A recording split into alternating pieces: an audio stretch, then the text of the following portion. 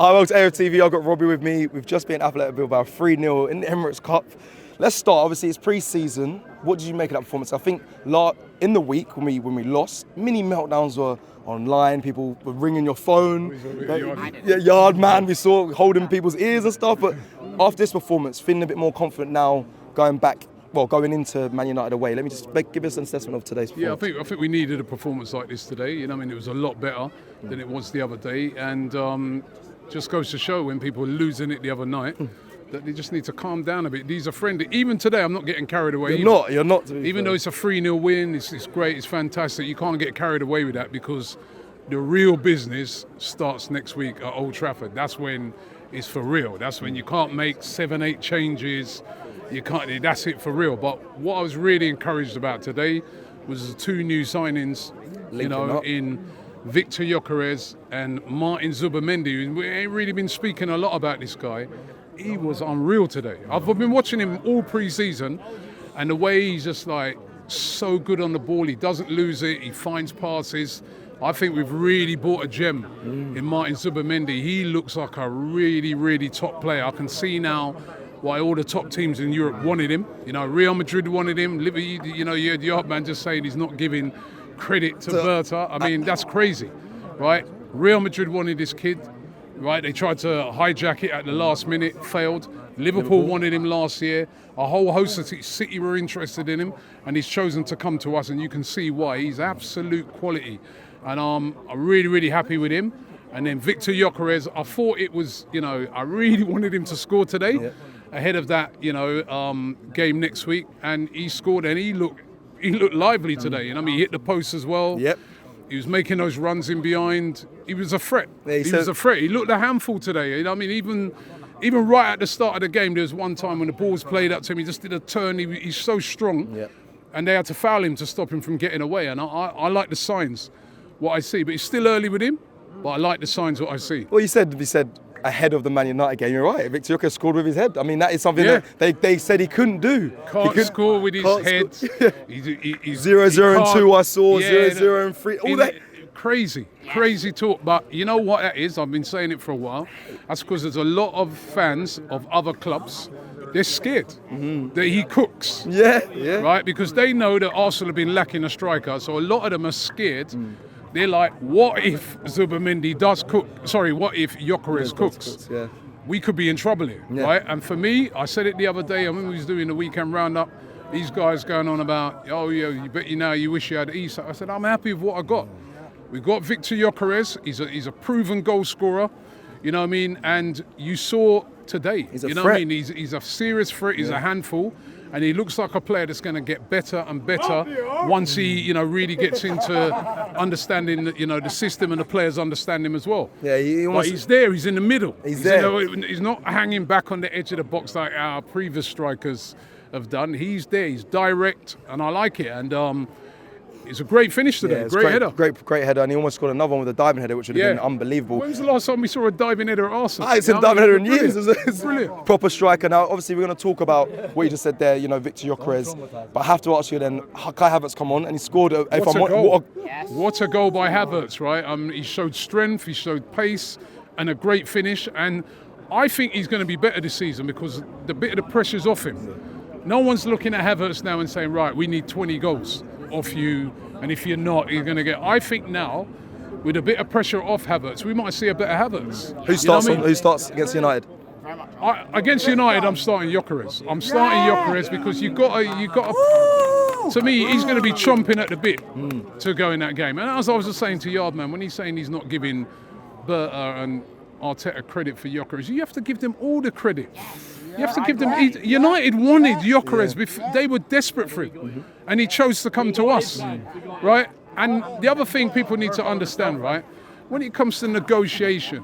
they want 100 million euros. You don't just pay everybody what they want. If you do that, if you become known as a club that just pays whatever you want, right? When teams approach you, they're going to be like, oh yeah, well, it's Arsenal. They pay whatever. We charge 100 million. Like what we've seen happen with Man United with Rasmus Højlund. Yeah. And Xerxes and certain players like that, which then, when they come in now, the fans, after the initial 1 month, 2 month euphoria, started looking at it and thinking, how the hell did we pay 60, 70 million for Rasmus Højlund? So that's why you've got to negotiate these things, you know what I mean? So I couldn't understand what he's saying there. They've done a great job in getting in Gyokeres, Zubamendi.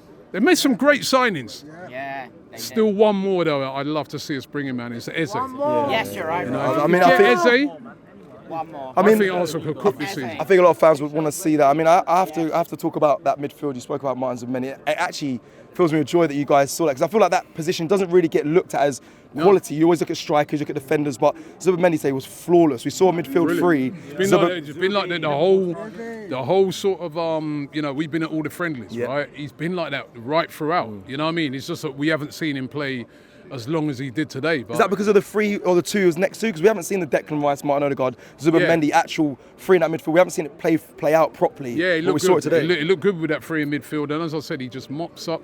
How many times did it as well as how good he was on the ball, and how many times today did he sort of get back and put a tackle in? Yeah. And his break-up play, I was really, really impressed with him, and that bodes well ahead of next week, because that's a tough game. It's going away at Man United, despite what happened to them last season. They've strengthened. You know what I mean? They're good signings as well. Cunha, Mbuemo, Sesko, those are good signings. They've already got players like, Bruno Fernandes. They've got a lot of quality in their team. We can't say they don't. So that's going to be a tough game. But I feel that Arsenal have got a good chance this season of winning the league. Everyone's assuming that Liverpool are going to run away with the league and that if they get... Listen, Arsenal have a stable team. When you look at all of the teams at the moment, one of the teams that have been together for the longest where it's stable is Arsenal. If you look at that back four, right, that's a stable back four. It's been there for a while now. Gabriel, Saliba. You saw that today, because in the pre-season it was quite sloppy, but you saw the partnership today. Exactly. They've added to the midfield, but it's not loads of additions really. You know what I mean? You're going to probably have Zubamendi, but it will still be Rice. Yeah. And Odegaard, right? And then up front now, they've added they've added Gyokeres, but it's a kind of a stable team, stable squad. And I think the key this year to all the teams that are battling for it, whether it be Arsenal, whether it be Liverpool, whether it be City, right? Chelsea, is injuries. If you look over the last couple of seasons, teams that have suffered a lot of injuries, despite what they've bought at the start of the season, it ain't happened for them. City had a lot of injuries last season, didn't happen for it. We had a lot of injuries last season, didn't happen for it. Liverpool had hardly any injuries to key players. The season before, we hardly had any injuries to key players. Nor did City. It was us two who battled it out. I think those four teams that I just mentioned, they've all got really good squads. It's who's going to stay injury-free. But I like our squad at the moment, but just add Eze to that. So there's a similar threat over on that left-hand side as there is on the right-hand side. Can Noni not be that for you? I don't know. I still think he's better on the right-hand side, cutting in. I still think him picking the ball up, cutting inside is where you're going to see the best of Madueke. Bringing him on later on, when Saka maybe is a bit tired as a threat down there. I see that as his strength. I want to bring in a player on that left-hand side, man. I do feel, to me, was Trossard on the bench today? No, he wasn't. Yeah. That injury after Tottenham, the club snuck him round the back after the mix zone. He's injured. I just get the feeling that Trossard is going to leave. Okay. Right, he's got 1 year left on his contract. A lot of the other injured players came back today. Listen, if a player's got a slight knock and he's linked with a move away, I don't know. I just saw signs today.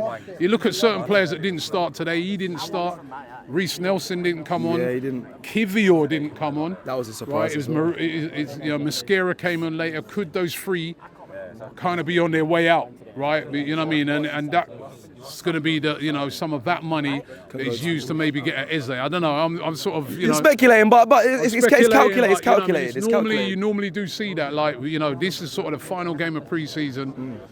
That's kind of significant. I don't think Trossard's injury is a bad one, because Arteta was talking about him being back for this weekend, so I just get the feeling that he could be exiting, and it could be Eze. And okay. I think Trossard's been excellent for us, but Eze would be an upgrade. Let me close by, obviously, we covered the game and the most key points. Well, I've got to talk about Bukayo Saka as well, but you'll do play around. Saka was good, by the way. phenomenal He was brilliant today. Let me close by just So, I asking. mean, that's what I'm saying. It's about peaking at the right time, right? Correct. So I was questioning him, I'll be honest. I was thinking, he's not the same. They're starting to, I mean, would you want him to peak at the first game?